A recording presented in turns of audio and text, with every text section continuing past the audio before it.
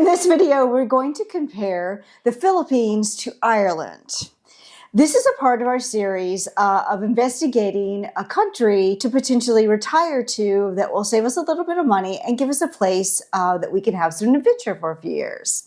So, what do you say about Ireland and the Philippines, right? I think those are pretty much well known. Ireland's got its rolling green hills, which is lovely, maybe a little bit drizzly.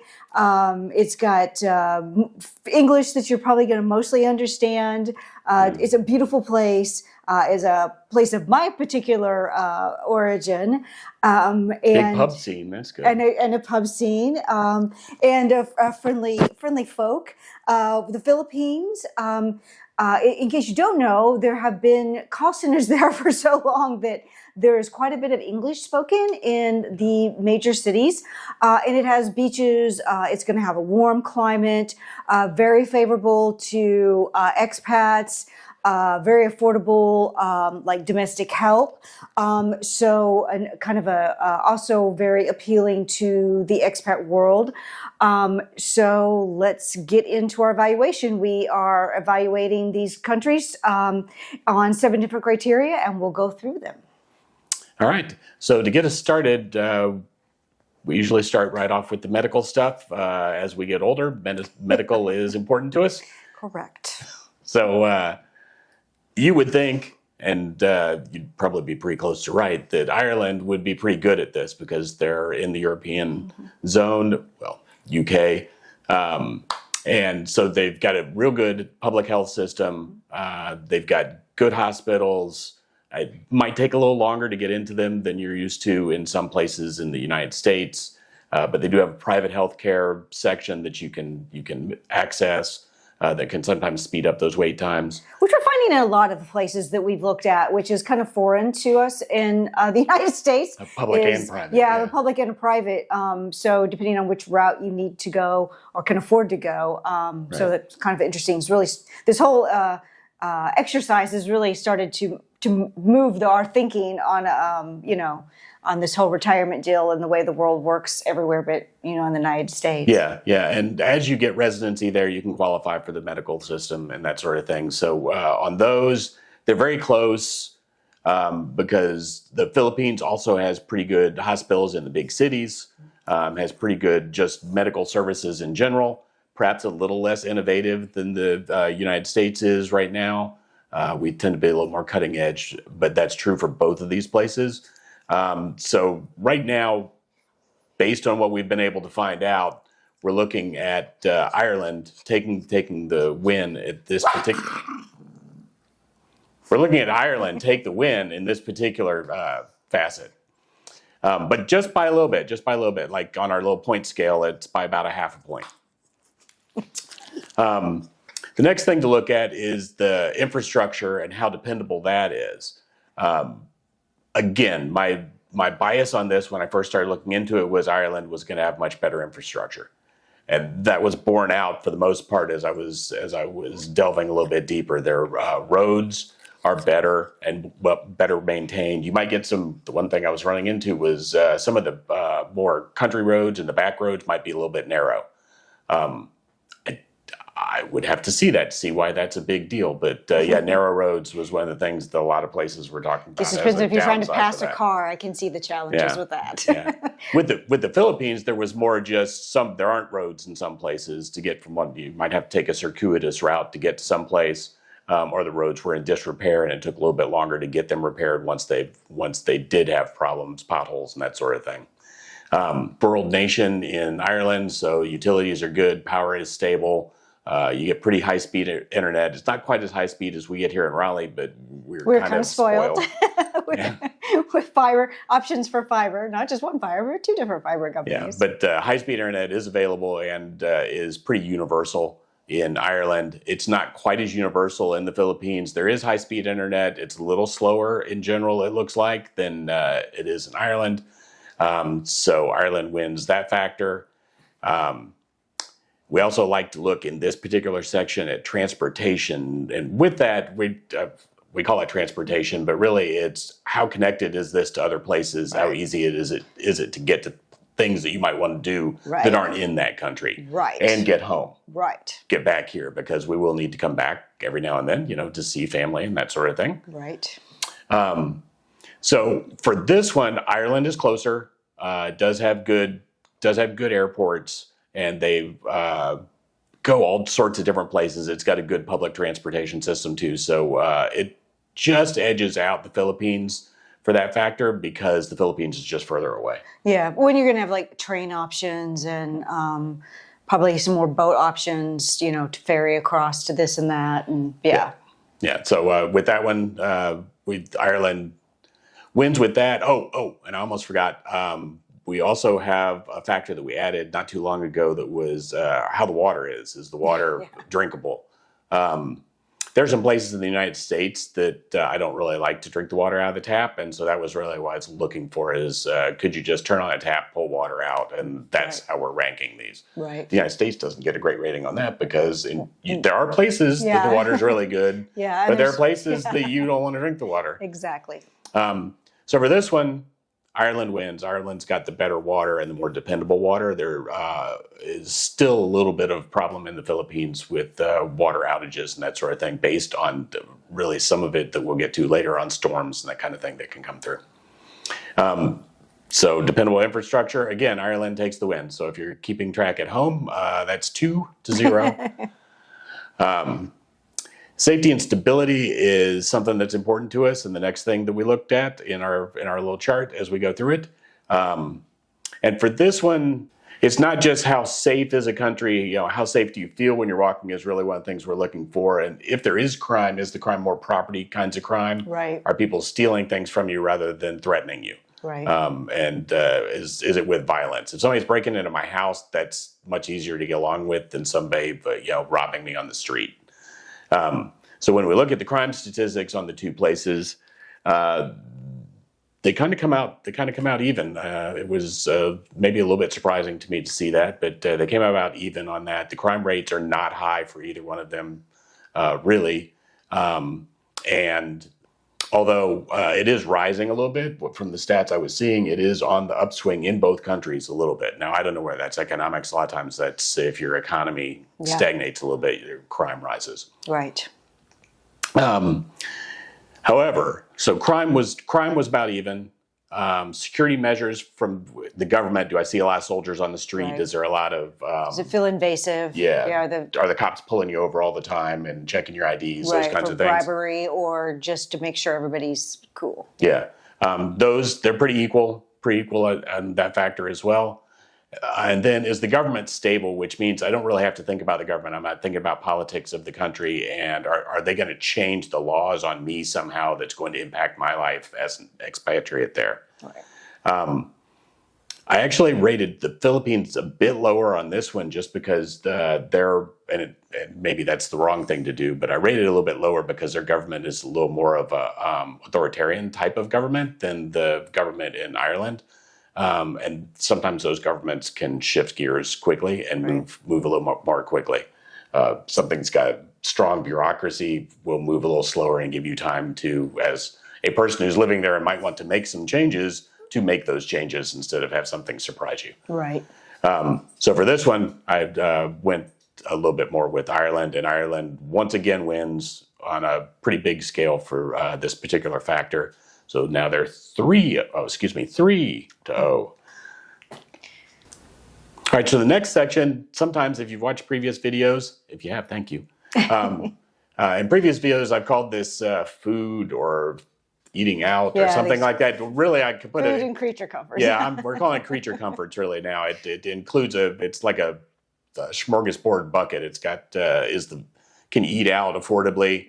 Are there some familiar dishes when you're eating out? So a lot of food stuff, but then also, what's the temperature like? Is it going to be something? Is it that Goldilocks zone for my wife? And I do have a Goldilocks zone for sure.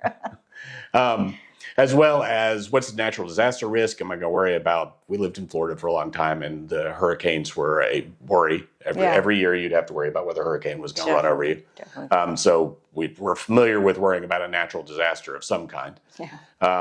And along those lines, I just said hurricanes. That's severe weather, but I really call it a natural disaster. But severe weather is also the other risk that you have. Yeah, they're going prone be to that in that big area. storms. Yeah. So these are kind of extremes that ended up in this competition with the I probably weather. should have broken it into two different things, but you get what you get. Yeah. And in this one, you've got Ireland on the weather and the natural disaster, pretty clear winners. The temperature, neither one of them fits our Goldilocks zone, but they're opposites.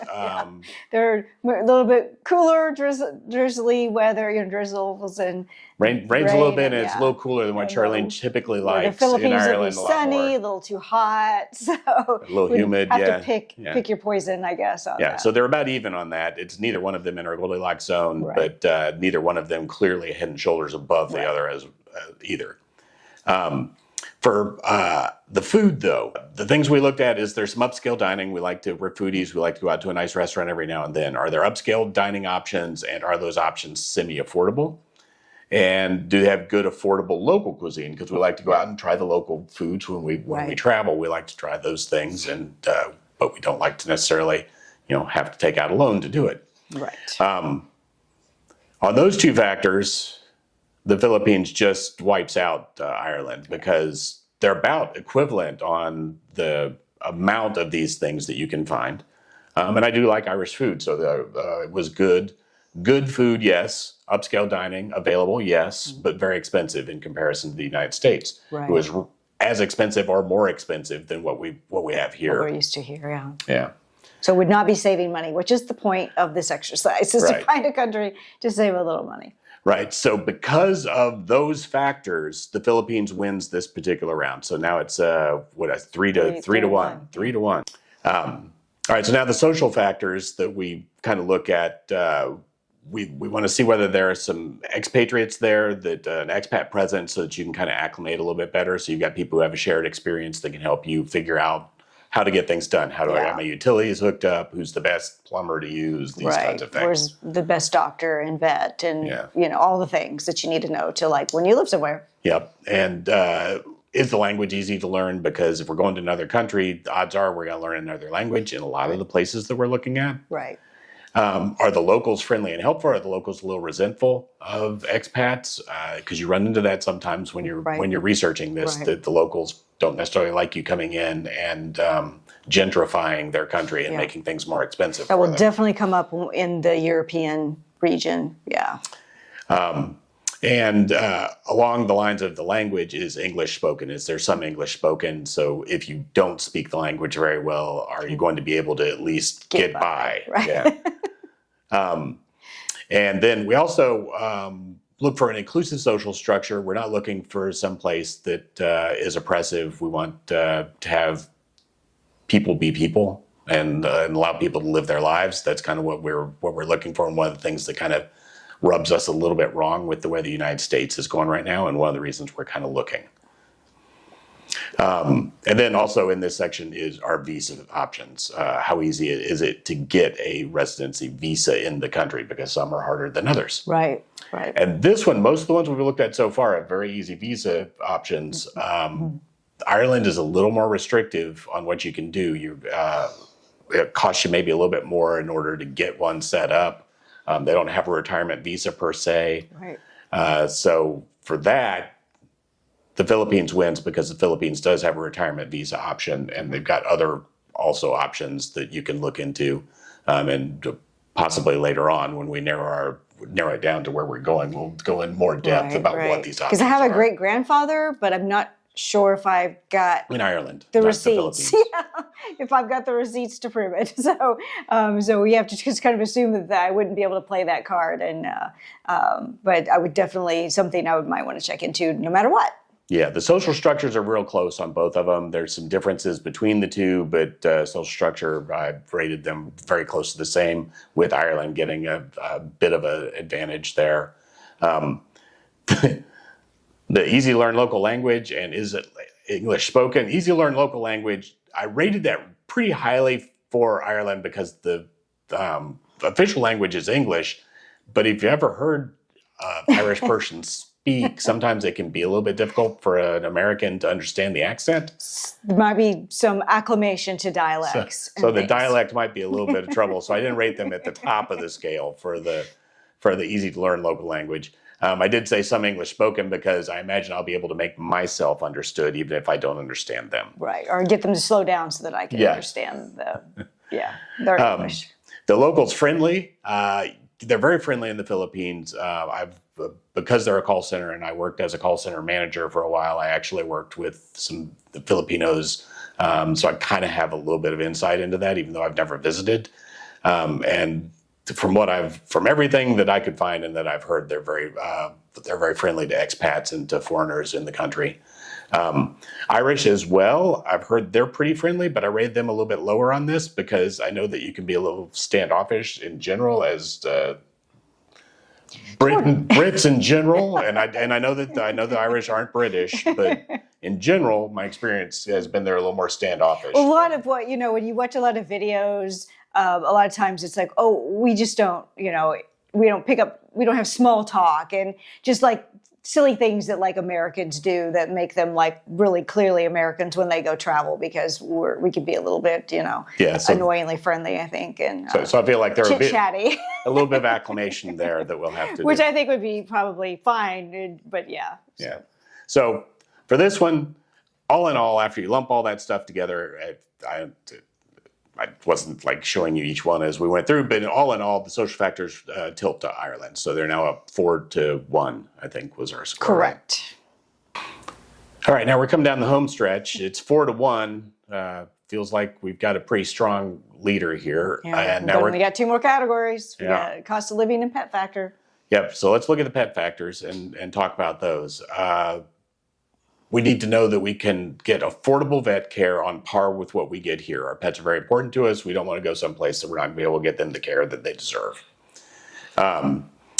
We also need it to be easy to migrate the pets in. So we need clear rules for what the paperwork is and not a whole lot of problems once you land with the animals, because I have read a couple of hard stories in some places. And just things that would not be agreeable to us. And then how costly is it to transport the pets there? And this also, part of what's included there is not how costly it is, but how much trauma is it going to be to get the animals there? Because there are some, you've got to pack them up into a plane and all that sort of thing. And I don't know. I feel like there'll be trauma for them. Maybe I'm just I'll be traumatized until we're all together. Well, yeah, my wife will be traumatized. Charlene will not feel Here's great. my trauma factor, which is important. And then once you're there, can you find housing? Because we're going to be renting, so we're really looking are there places we would want to live that would let us have our dogs live there too? So when you take all those factors and lump them together, Ireland comes out ahead again. What? Yep, they're a little closer, so it's a little bit less costly to get there, and I think a little less traumatic. The only thing that they really didn't come out ahead or even on this was the housing options. Okay. So I guess they were just a little bit behind on that. So we're done here, I guess, right? It seems like it. I mean, they're ahead 5-1. It seems like the Philippines just can't do anything to catch back up. But let's go ahead and look at the last section. Let's do the exercise for everybody. Right. So cost of living, which is a pretty big factor, right? Since that's what we're trying to do is cut back on. It's one of the 7 factors. Yeah, yeah. And in retirement, you're kind of looking at those expenses. Watching that budget, especially with the way the stock market's going now. Let's start with affordable groceries. And I'm starting there mainly because Ireland has decently affordable. They're a little less expensive, actually, than they are in the United States. They're a lot less expensive in the Philippines, though. So the Philippines wins that one by a little bit, not by a great amount. Now, what about the eating out stuff? We already said eating out. Ireland kind of took it in the chin a little bit in that one section because it was more expensive. The Philippines have got some good prices. Philippines is ridiculously cheap. When I was factoring budget locations and for both these places, if I'm eating out at a budget location, on our scale of 1 to 10, I've had the Philippines at a 9, and I've got Ireland at a 1. I think like street food too. Like I don't even know what street food in Ireland would be. Like, is there Colcannon in a cart somewhere that someone's pushing around, Probably serving not. out. Yeah, I wouldn't think Should so. there be though? Maybe sausages or something. I don't know. I don't know what. Somebody, if you're from Ireland and you know what Do you have a street Cold food is, Cannon or cart if you that they disagree drive that around it's the city? expensive, let me know. But from what I saw, and when I went out and did the on the Numbeo, where I go out and kind of see what things cost, it was more expensive in some cases that are right around the. I think it was more expensive to get a 1 rating on our scale. It's got to be more expensive Than than the here, United so States. Yeah. Ireland didn't do so great there. Yeah, so eating out budget, they really got wiped out. And then eating out at a fancy location, very similar. It's a little more expensive to eat out at a fancy location in the Philippines, but it's just as expensive, more expensive to eat in Ireland. So again, that's a clear winner for the Philippines. Housing expenses. All right, maybe Ireland can make that. No, they can't. No, they can't. It's almost as expensive to housing expenses for both rent and for your utilities is at least as expensive, a little bit more expensive in some cases. For some things, I think utilities were a little more I've expensive. also seen some videos that there's starting to be kind of a housing challenge in Ireland too, that there's more people than houses. And like, I was watching something that said they had 500 people in line for an apartment. And obviously 500 people weren't going to live in the one apartment. So there's some housing kind of situations, much like there is here in the United States. So I didn't hear that about the Philippines at all. Yeah, no, the Philippines is doing well with housing, and it's pretty inexpensive both for rent and for your utilities. And the vehicle operating expense is another piece of this. It's gas and just general maintenance on the cars are much more expensive in Ireland than they are. All in of the the whole Philippines. like European-y area stuff has been really kind of disadvantaged to drive in a car. So you want to try to find somewhere that you could get on a metro or some kind of public transportation. I think in any of those. Yeah. So on the scale, as we're rating it out, this one was a wipeout for the Philippines. Philippines just destroyed Ireland, and they destroyed them so much that they win overall. Even though they only won 2 sections, the cost of living was so much less expensive in the Philippines. And they were close on a lot of the other categories. So it's not like they got totally whooped, but pushing over on the one category made it head and shoulders. I want to visit Ireland, and I would love to go stay there once we start slow traveling, go stay for a few months. For sure, this is happening. Same thing with Greece. Like, I'm going to get to Greece again, but it just is what we're trying to do for this exercise is to find a country that we can get the dogs to, and that we can save money and live for a few years and have a kind of a different base of operation, and kind of some new adventures. And Ireland just isn't going to be the one we go to first. But hopefully it will be on the list at some point, especially when we have less dogs. So. The Philippines moves on, and I have to admit it was a bit of a surprise as I was putting these ratings together. Charlene kept reminding me, "Hey, go do the Ireland. We're going to Ireland, right?" Like, when's that island trip happening? Right? I'm looking for relocation companies, and boy, that didn't go as well as I thought. But again, we will get there at some point. Just it will not be the first one that we go to. That we go to live with the four dogs. It will not be the first call. But with 2 dogs, maybe a different story. Because we can take those on the plane with it. So, all right. Anything else? I haven't got anything else to talk about these 2. I'm looking forward to our next match. Okay. That finishes like this different 4 comparison of what we were calling the island region. Next, we're going to go compare the 4 different countries that made it into our Sweet 16 of the European. So that would be... Italy and Albania are the first 2 that we're going to look at, and then I believe Portugal and Spain are up after that. So those are going to be really fun. We are going to get on that straight away because those are all of those are really popular. Though Albania came from the dark horse that played in to get a spot. I was just talking to 2 friends yesterday. One is headed toward Italy because they can get dual citizenship there, and one is headed to Spain. So but they already have an apartment there. Yeah, and then obviously Portugal is and has been very, very popular with the expats. So going to be some really good battles. Yeah, we started talking about this. One of our friends asked us, so Portugal, right? So clearly that has a lot of heat around it. Maybe. is yet to be determined. So, really looking forward to the next two battles. So, until next time, live your truth and live well.